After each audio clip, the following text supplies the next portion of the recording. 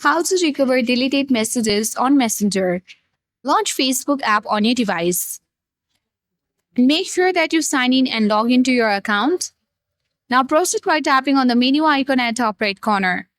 Scroll down and you need to select Settings and Privacy option.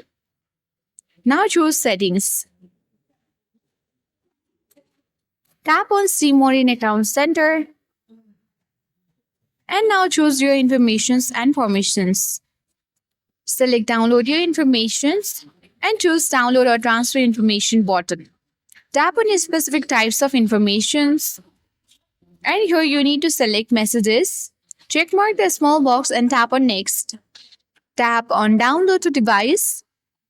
Then you have to create file. Now wait for Facebook to prepare your file. This may take 15 minutes to a few hours. Once ready, you can easily tap on download. The file will be in a zip format on zip aids on your phone or PC and open the HTML file to view your messages organized by contact names. And that's how you recover deleted messages on Messenger. I hope this guide was helpful.